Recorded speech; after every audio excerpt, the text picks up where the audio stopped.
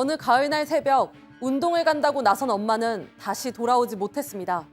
주차장에 숨어 있다 엄마에게 수차례 흉기를 휘두른 범인은 바로 아버지였습니다.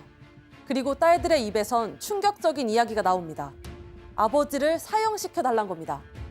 밖에선 한없이 상냥하고 친절했던 아버진 집에선 잔인한 가정폭력범이었습니다. 그에게 폭력은 재미에 불과했습니다. 아빠가 이제 가족들한테 연락을 해서 내가 재밌는 거 보여주겠다. 집에 와봐라. 내가.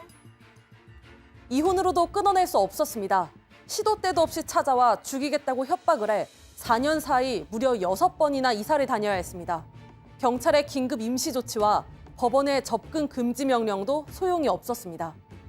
공권력과 허술한 제도가 피해자를 보호하지 못하는 사이 무고한 희생자만 늘었습니다.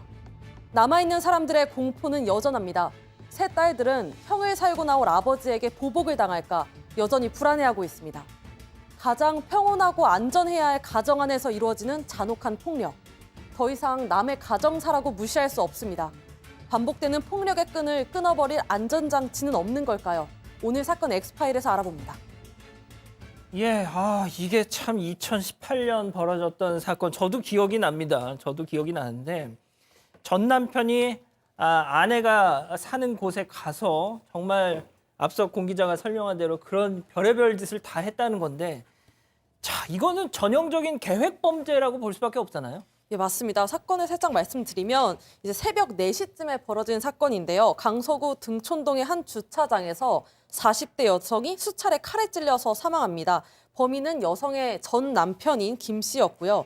김 씨 이렇게 여성을 살해한 후에 수면제와 술을 먹고 도주하던 길에 이제 병원에 옮겨졌다가 검거됐습니다. 김 씨 이제 범행 후에 경찰 조사에서 이혼 과정에서 쌓인 스트레스로 범행을 저질렀다라고 자백을 했는데 방금 말씀해 주신 것처럼 이 범행 정말로 치밀했습니다. 김 씨가 이 범행의 2달 전부터 피해자의 차에 위치 추적 장치인 GPS를 붙여가지고 여성의 동선을 다 파악했고요. 또 이 해당 범행 현장에 8차례나 미리 사전에 방문을 했었다고 합니다. 또 이제 주차장에서 가발을 쓰고 이렇게 변장을 한 채로 피해자에게 다가가는 등 굉장히 치밀하고 이렇게 계획적으로 범행을 저질렀습니다. 자, 그런데 말이죠.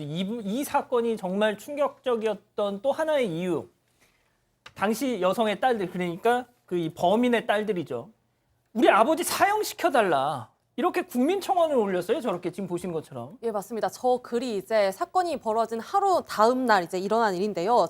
피해자 이제 딸들이 국민청원에 강서구 아파트 살인 사건 피해자의 딸입니다라는 이제 글을 올렸습니다. 이제 이 글에 이제 끔찍한 가정 폭력의 내용이 담겨져 있는데요. 엄마와 아빠는 살 수 없었고 이혼 후 4년 동안 살해 협박과 주변 가족들에 대한 괴롭힘이 잇따랐다.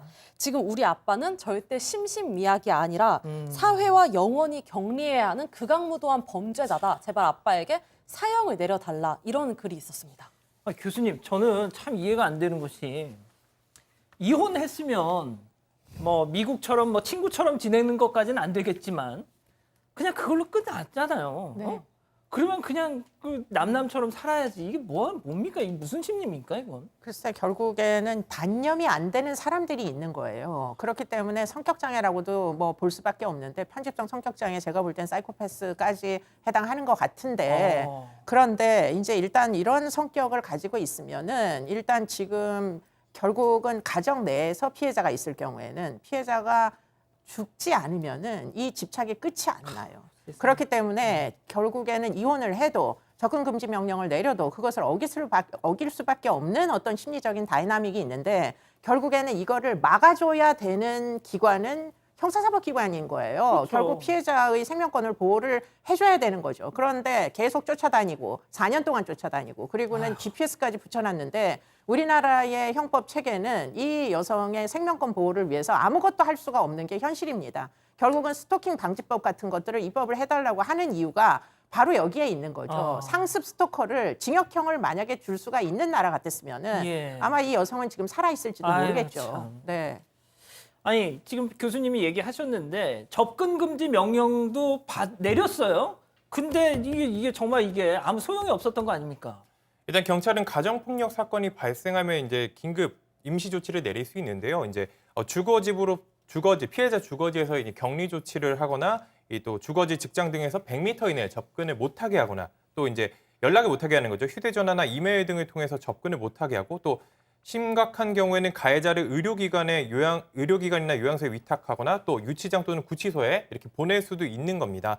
그런데 이 피해자인 여성이 첫 번째 2015년 2월에 경찰에 신고를 했습니다. 그때 경찰이 출동을 했고 2호부터 3호까지 그러니까 격리 조치를 하고 물리적으로든 이제 전자적으로든 접근을 못하게 하는 조치를 내렸습니다. 그리고 다음 날에는 이 법원에서 접근 금지 명령을 이 피해자가 신청을 했는데 그걸 법원이 받아들여서 법적으로도 못하게 된 거고요. 그런데도 불구하고 이 5시간 만에 이 가해자가 이 법원 명령도 지키지 않고 다시 한번 찾아왔던 겁니다. 일단 이후에 이제 2016년이었습니다. 2016년 11월에 두 번째 신고를 했는데요. 이때 이제 피해자가 몰래 거주지를 옮겼습니다. 이 남편을 피해서 거주지를 옮겼는데 개명을 하고 친구 명의까지 빌려서 계약을 했는데도 이렇게를 했는데도 찾아와서 협박을 했던 겁니다. 그래서 이 피해자는 이혼한 뒤에 4년 동안 6번이나 이사를 했는데도 결국 이렇게 범죄에 희생되게 됐습니다. 아니, 변호사님, 이 정도면 법이 문제 있는 거 아닙니까, 이거?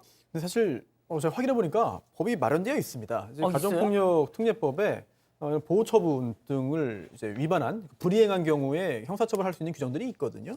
따라서 뭐 이 사안과 같은 피해자 보호 명령이나 임시 보호 명령을 위반한 경우에도 형사처벌 대상이긴 합니다. 그런데 중요한 건 이러한 규정을 좀 적극적으로 적용을 했어야 하는데 이유가 무엇인지는 몰라도 그렇게 되지 않았다는 점이죠. 그렇게 해서 결국은 되돌릴 수 없는 그런 생명을 잃어버리는 안타까운 일이 발생하고 말았습니다.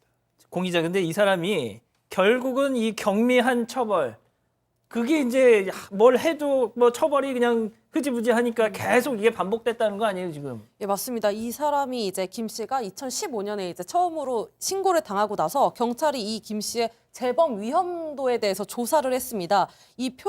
어떤 표를 작성했는데 이 표를 보면 이 김 씨의 폭행 심각도 상으로 나와 있고요. 가해자의 통제의 어려움, 가해자의 감정 기복 모두 심각한 재범의 위험성이 높은 수준으로 나와 있습니다. 즉 고위험 가해자라는 건데요. 이런 고위험 가해자가 있는 가정 같은 경우에는 경찰이 가정폭력 신고 가정을 모니터링하는 A 등급 단계로 이제 구분을 해서 쭉 이제 모니터링을 해서 가정 방문도 해서 재범률을 낮춰야 되는데 이런 것도 불가능했다고 합니다. 그 이유는 이 여성이 남성을 피해 너무 자주 이사를 다니고 계속 핸드폰 번호를 바꾸다 보니까 여성과 연결이 되지 않았다는 이유로 이 과정이 심각한 감정이었음에도 관리가 되지 않고 있었습니다.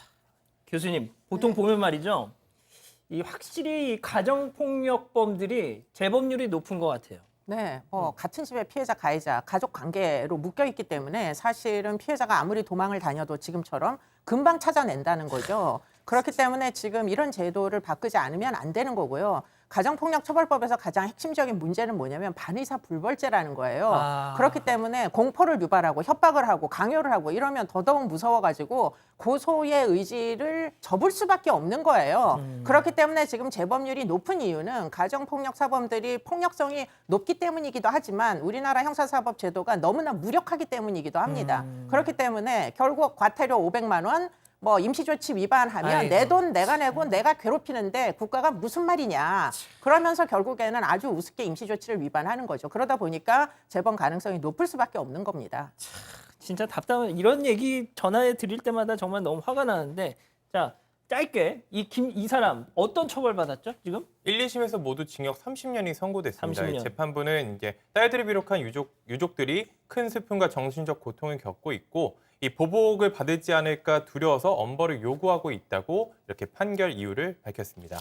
자 변호사님 이 사람이 만 50세란 말이죠? 네. 지금 30년 받았는데 뭐 풀로 다 채운다 그래도 분명 뭐 또 중간에 또 막 분명 감형이 있을 것 같은 분위기인데 자 뭐 다 30년 채우고 나와서 한 80살 되는 거 아닙니까? 네. 그러면은 그때 딸들 또 있잖아요. 그렇죠. 딸들은 있잖아요. 네.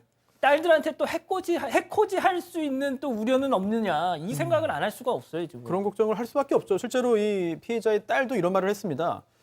재범 두려워서 일상이 마비됐다. 아이고. 그런데 이제 석방된다면 그때도 위험이 존재하는 것이죠. 게다가 가석방이 가능합니다. 물론 심사가 이루어져야겠습니다만 유기징역의 경우에는 법상은 3분의 1만 지나면 가능은 해요. 물론 실제로 그렇게 이루어지지 않습니다만 따라서 30년 전에 만약에 가석방 된다면 또 위험성은 더 높아지지 않겠나 이런 생각도 듭니다. 알겠습니다.